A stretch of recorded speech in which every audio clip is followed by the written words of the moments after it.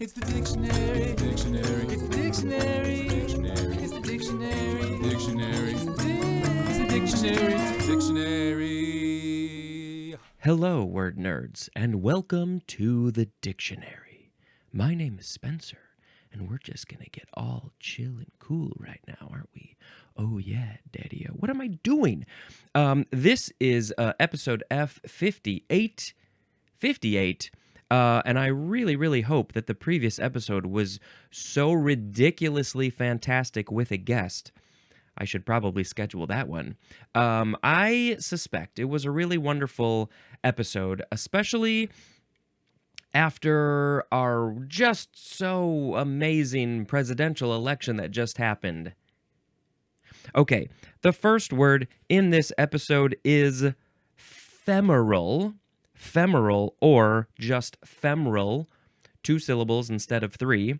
And I feel like I've heard it also say femoral, but I guess that's just totally wrong, and I was always very dumb about that. Femoral, F-E-M-O-R-A-L. It's an adjective from circa 1771, and it is of or relating to the femur or thigh. Oh boy, if I were flexible, I could show you my femur or my thigh. You saw it a little bit if you're watching the video. That took a lot of effort. Okay, so that's femoral, just something about the femur or the thigh. We're going to talk about the femur coming up real soon. My sound effect today is going to be... Next we have femoral artery, 2 words. Noun from also circa 1771. I like to see that very nice matchup there. This is the chief artery of the thigh, lying in its anterior inner part. Anterior inner part. So I think that, the inner part, I think it means it's on the inside of the thigh. And I'm thinking back to my Dexter days, watching Dexter, and there was, I think it was the Trinity Killer, the 4th season with John Lithgow. I think he utilized this femoral artery. So it's on the inside of the thigh. If this is your thigh, if my arm is my thigh, it's on this in the inside. But it says anterior, so that makes me think it's maybe closer to the back side of the thigh. And I have heard that this is a major artery, and if it gets punctured, you really got to do a lot of work to get it to stop because it's such a big artery. It's lots of blood is pumping through, and you can lose blood very quickly. Yeah, I don't think we need to go any further into that one. The femoral artery. Okay. Next is femto, F-E-M-T-O. Was his name-o? This is a prefix, and there's no year, and it means, whoo-wee, 1 quadrillionth. 1 quadrillionth part, as in a femtosecond. So a femtosecond is 1 quadrillionth of 1 second. It also tells me that the 1 quadrillionth is 10 to the negative 15. So is that 15 zeros after the 1? But it's negative, so it's like point. So it would be 15 zeros before the 1, after the decimal. Dot 0.0000000000000000001, maybe, give or take, around there. That is 1 quadrillionth, because this is from the Danish or Norwegian word femten, which means 15, so 10 to the negative 15th, there you go, from the Old Norse femton, which is akin to the Old English 15? Oh, yeah, they just spelled it kind of funny, 15. Yeah, that means 15. And we've had a couple of numbers here show up in the dictionary, so we have to chat quickly because it's a little confusing. 1 quadrillion is like they go million, which is like the first one. Billion, it's B. Sometimes that's B-I is sometimes used for 2. trillion 3, quadrillion 4. So if a million has 6 zeros, and then billion is 9, and trillion is 12, then yes, quadrillion would be 15. And then I think after that is quintillion. The quad is 4 and the 15, they don't really match up unless you think about it in those terms. Okay, that's femto. I've definitely heard of this. I don't know how many things get measured in femtoseconds. Let's do a quick check on that because, we got all the time in the world. What is measured in femto? Oh, it wanted to go femtometers or femtometers, but I wanted to look up femtoseconds. Femtoseconds are used to measure processes that occur in atoms, molecules, or materials in millionths of a billionth of a second or faster. Femtoseconds are a unit of time in the International System of Units and are equal to 10 to 15. Oh, it's 10 to the negative 15 of a second, blah, blah, blah, blah, blah, blah, blah, blah, blah, blah. Chemical reactions, those are very fast. Iodine molecule vibrations. Light travel. In 1 femtosecond, here we go, where this is real useful stuff here. In 1 femtosecond, so 1 quadrillionth of a second, a ray of light travels about 0.3 micrometers, which is comparable to the diameter of a virus. That's like this much. 0.3 micrometers. I feel like I was just listening, maybe the episode this morning mentioned micrometers or something, and so I think a micrometer is maybe 1,000th of a millimeter, so 0.3 micrometers is even smaller than 1/1000th of a millimeter. So light travels, there's nothing that travels faster than light, and so if a ray of light travels only that tiniest little bit of a distance in 1 femtosecond. That shows you how fast a femtosecond is. It's super fast. It was like, oh, there was one. That was fast. Okay, now, next is, it's femtosecond. Oh, look at that. This is, you can say femtosecond, or femtosecond, noun from 1976. They were like, before 1976, we don't have technology that can measure things that fast. Possibly, I don't know. This is, it's just 1 quadrillionth of a second. It just says it right there. Thank you very much. Appreciate that. Very good. Let's move on. Next is femur. Femur, noun from circa 1726. 1726. I don't know. I feel like it would have been older than that, but maybe not. Number 1, the proximal bone of the hind or lower limb that extends from the hip to the knee, called also thigh bone. The thigh bone is connected to the thigh bone connected to the hip bone connected to the spine bone connected to all the stuff. So I feel like I'm currently having a problem with my hip bone, possibly, and maybe it's related to the femur. I don't know. I guess maybe we'll find out after I hopefully get an MRI. Femur, so that was number 1. It's the proximal bone. I don't know what that means in this context. Number 2, the segment of an insect's leg that is third from the body. The segment of an insect's leg that is, so I guess if there's at least 3 segments of an insect's leg, the third one away from the body. So there's the first one, and I don't know what they call that, and then there's the next one that has another name, and then the third one is the femur.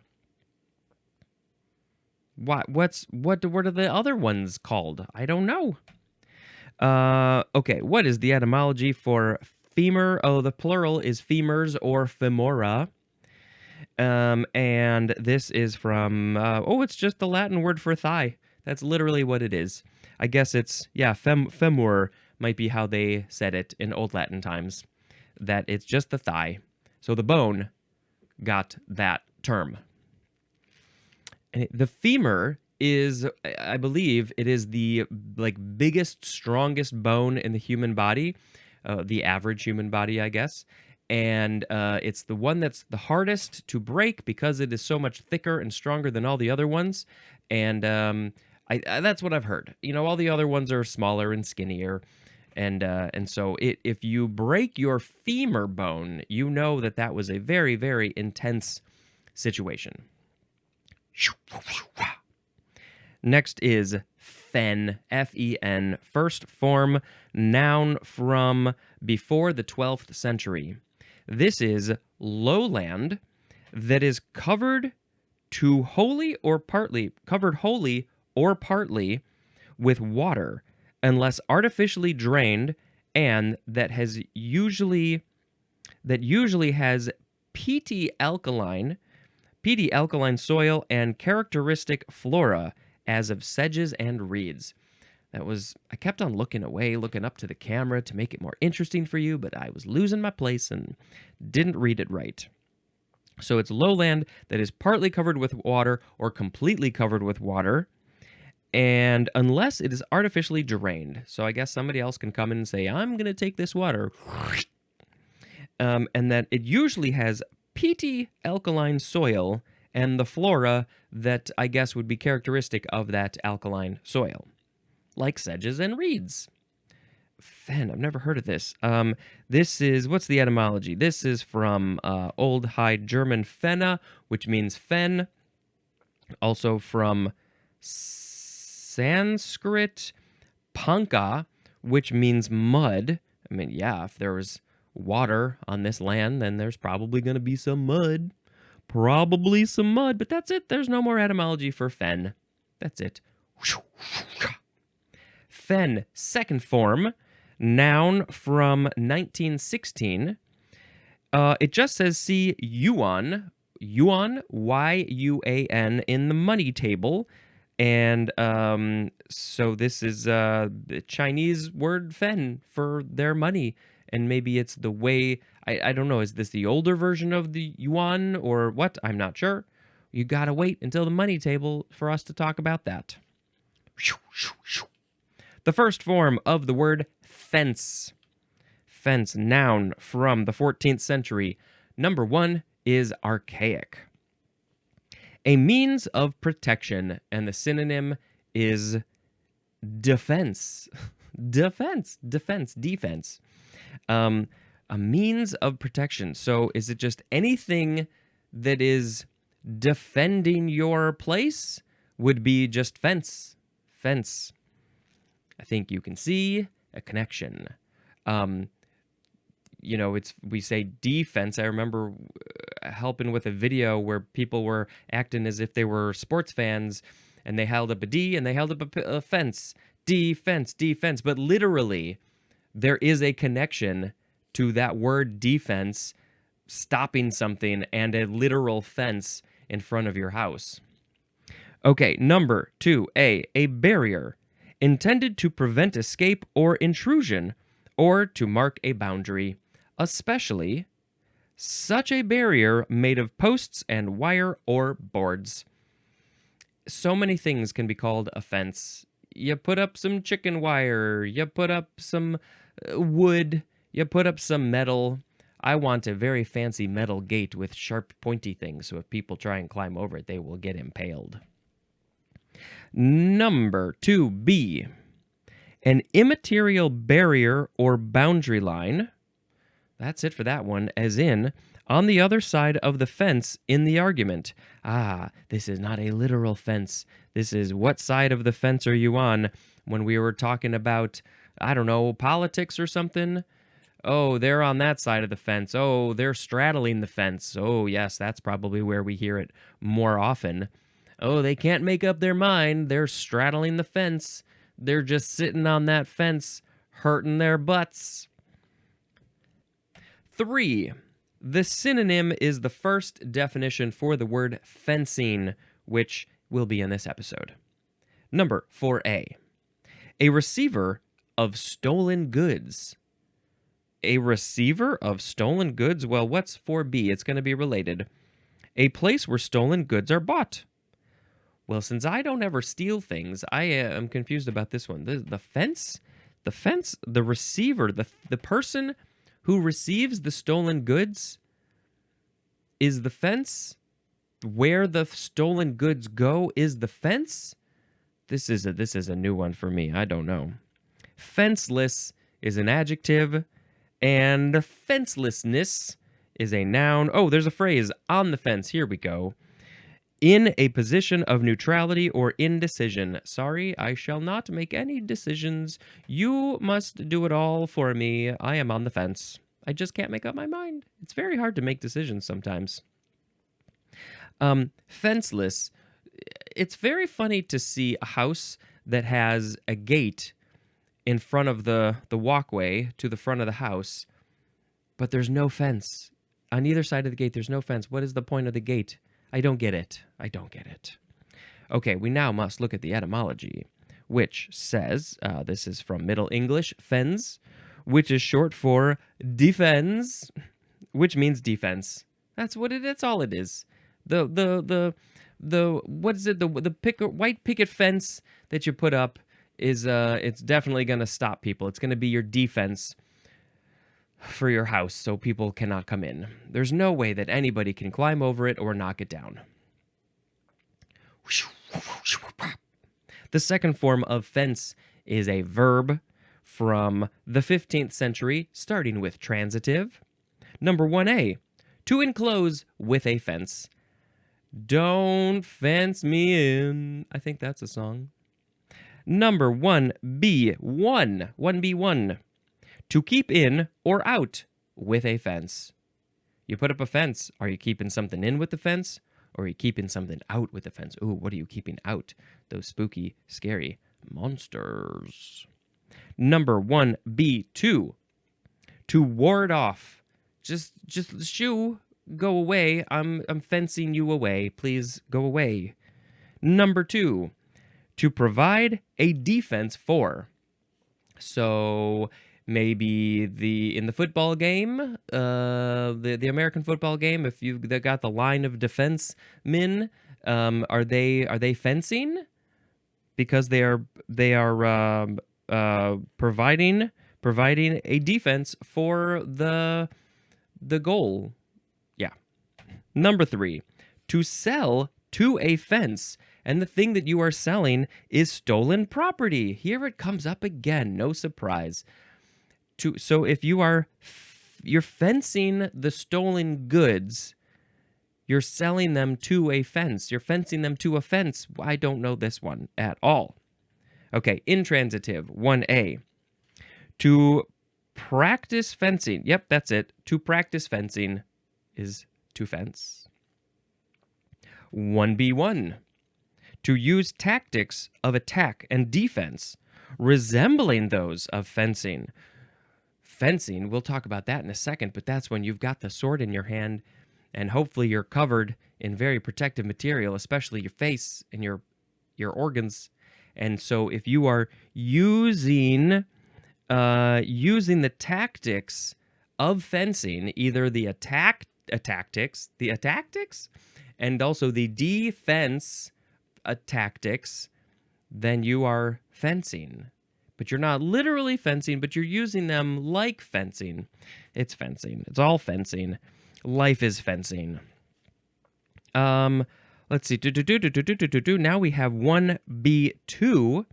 This is to parry arguments by shifting ground. So parry, that's one of those terms in fencing. Is it the back and forth? You got to go side to side. Is this the parry? When you're doing this, you're getting out of the way of the sharp, sticky thing coming at your face.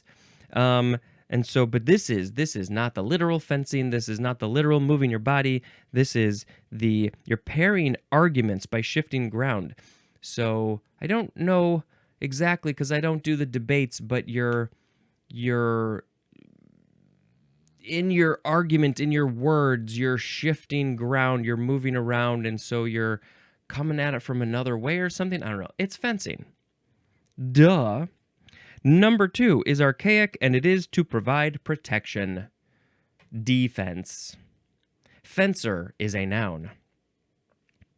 There's no additional etymology, so we're going to go on to... It's the sound of the sword when I'm fencing. I should make the motion, too. Next, we have fence mending, 2 words with a hyphen. Noun from 1947. The rehabilitating of a deteriorated political relationship. This, I don't know if it has to be political. I think that maybe if it's a friendship, maybe a friendship has been ruined in some way. And so if you want to build up that relationship again, rehabilitate it, send that relationship to rehab. Gotta go to rehab. They're gonna settle down to rehab, and I said no, no, no. So you gotta rehab the relationship, and you're fence mending. You're mending the fence now. But here's the thing: why is there a fence in between? Wouldn't you take down the fence if it's a relationship? You should be removing the fence. Never thought about that. We're mending fences, like you're like your neighbors. So you got fences between your houses. But you see the why I'm struggling with that one, right? Okay, very good. Fence row. Fence row. 1 word. Row is ROW. Noun from 1842. The land occupied by a fence, including the uncultivated area on each side. The fence row. The land occupied by a fence, including the So I guess this is literally like if there's a fence between the houses. The fence, the literal property that the fence is sitting on is the fence row. And then if there's like, what was the word they used? The uncultivated area on each side of the fence is also the fence row. So it's the row of land where there's a fence. Fence sitting, 2 words with a hyphen. Noun from 1904. It's a very painful thing to sit on a fence. This is a state of indecision or neutrality with respect to conflicting positions. It's got to be all about conflicting positions, right? There's no fence sitting otherwise. If they're not conflicting, then they're all good, and you don't need a fence there. So one side is one opinion, and the other side is the other opinion, and here I am sitting right there in the middle with spikes up my butt. Fence sitting, fence sitter is a noun. Some weird. Fencing, that's the next word. Noun from 1578. Number 1, the art or practice of attack and defense with the foil, épée, or saber. And I feel like I should do a reminder of how to pronounce épée. Is that the correct way to say that word? Let's see. Épée, it's spelled like épée. Here we go. Épée or épée. You can say it either way is fine. So you're fencing, you're doing the attacks, you're doing the defense. Put up your shield if you got one. And you're using a foil, épée, or saber. Those are 3 different types of sharpie, sticky, pointy things. Number 2, A1. The synonym is the 2A definition for the word fence. 2A2. This is the fences of a property or region. Fence, you can just call that fencing. Gotta put up some fencing because I don't like my neighbor. We're mending that fence. We're building up that relationship again, even though we don't like each other. The fence is very confusing. The fencing. 2B. Material used for building fences. We talked about that before. You got the chicken wire and the metal and the wood and the lattice. What is that stuff called when it makes the diamonds with the metal? And I don't remember that kind of fence, but that's a very typical one. I think that's it for fencing. Next is fend, F-E-N-D, first form. Verb from the 14th century. Number 1, the synonym is defend. Fend, defend, like you're putting up the defense, you're defending your castle, defend. And yeah, this is the verb. Number 2, to keep or ward off, and the synonym is repel. This is often used with the word off, as in fend off an invader. The invader's invading my house because I didn't put up a fence, so now I got to fend them off with some fencing tactics. Fencing tactics. Number 3 for fend is British dialect, and it is to provide for, and the synonym is support. Interesting. To provide for, that's very different, but is it connected somehow? Well, yes, if you are fending off an invader, you are providing, maybe you're saving your family from the invader. So yeah, I could see a connection there. Intransitive, starting with number 1, which is again British dialect, and it is to make an effort, and the synonym is struggle. The transitive and intransitive feel so different here. To make it, I'm trying, I'm struggling. Ugh, it's a slog. I am fending. Number 2A, to try to get along with without help. To try to get along without help. Similar to the last one. The synonym is shift. Shift? As in, had to fend for themselves. I can't think of shift in this context, though. Maybe there's a definition of shift that I'm not aware of. But yes, to try to get along without help. I'm always trying to fend for myself. Please, no, don't help me. I must do this myself. I am an independent person. No. Number 2B, to provide a livelihood. That one I think is connected to the earlier one about providing for, supporting. So it doesn't say it's British though. To provide a livelihood. So I am fending my life, providing a livelihood for myself and my family. Okay, what? It's this is just short for defendin', Middle English fendin', short for defendin', which is, defending your stuff.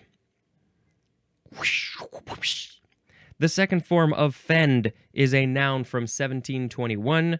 This is chiefly Scottish. So, Scottish. An effort or attempt, especially for oneself. I'm going to put up a fend because I'm really trying to do something for myself very hard. Okay, we got one more for this episode. Fender. F-E-N-D-E-R. Noun from the 13th century. So there's just one main definition with a whole bunch of sub-definitions. It is a device that protects. A fender is any sort of device that protects, like A1, a cushion like foam rubber or a wood float, between a boat and a dock, or between two boats that lessens shock and prevents chafing. I hate it when my boats chafe. Oh, they get all red and irritated.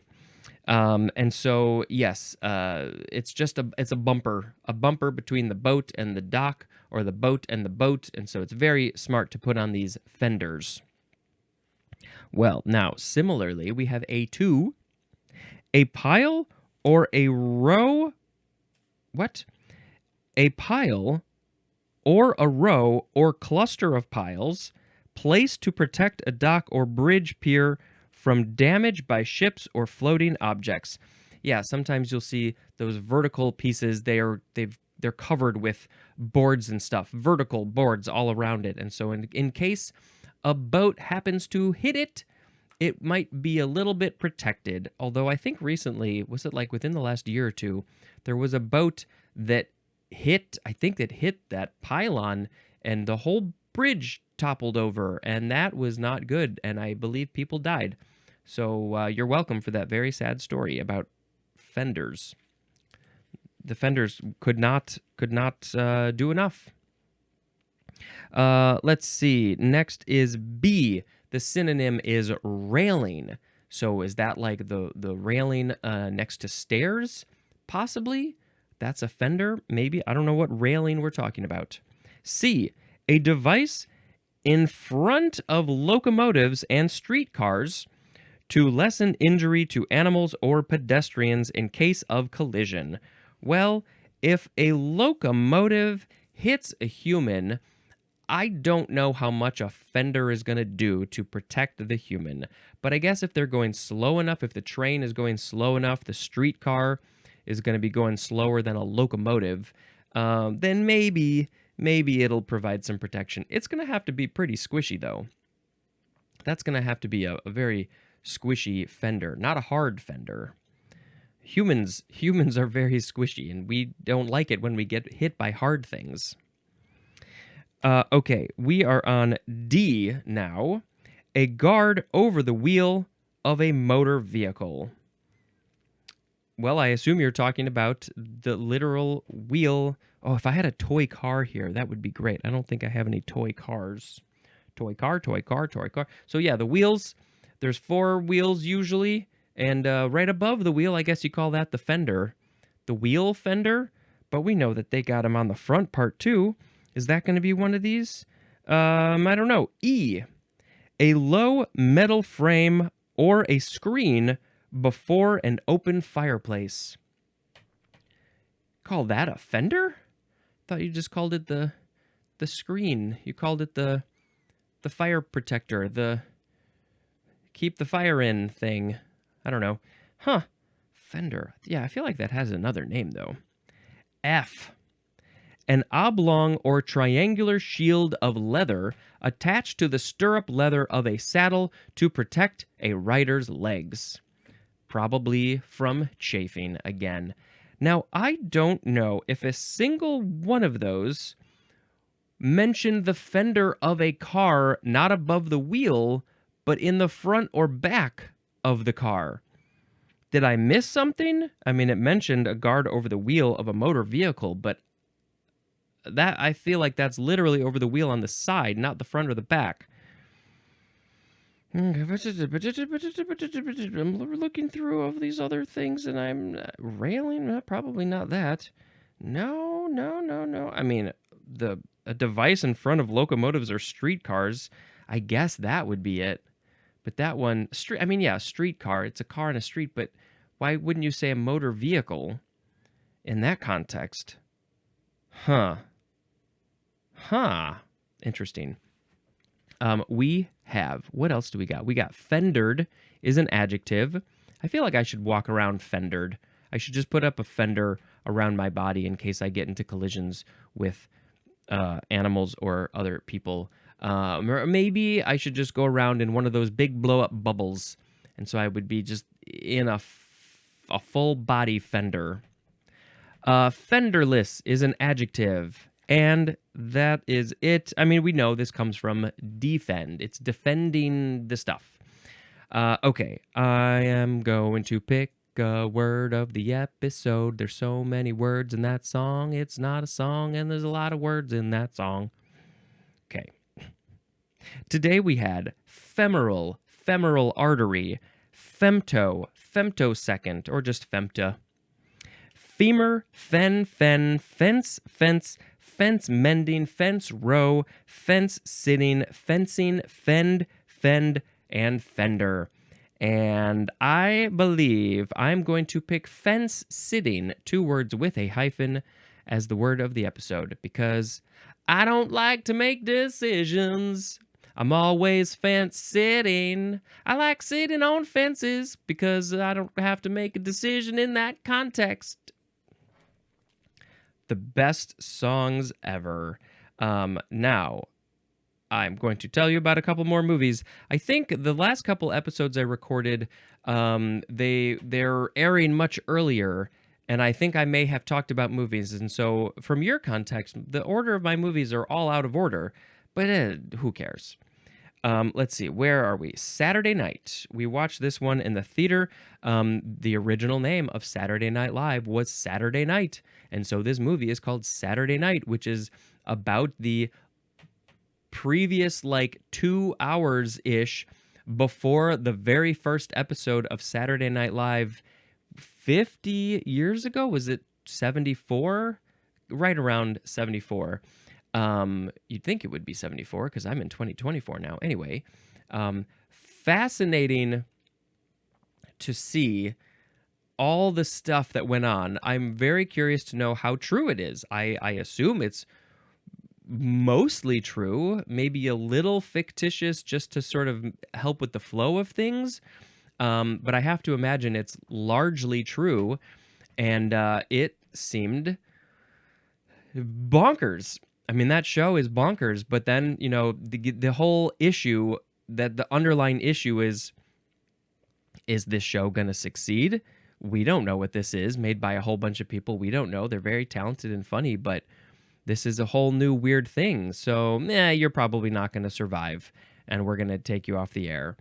And yeah, just the cast of characters. Obviously, we know so many of them, and it's very, very fun and entertaining movie to watch.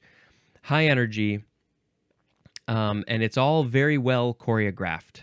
Yeah, very cool. Let's see, what's the next one? The Blackening. I think it came out last year, so we watched this at home, and it's so silly and fun, and obviously, like,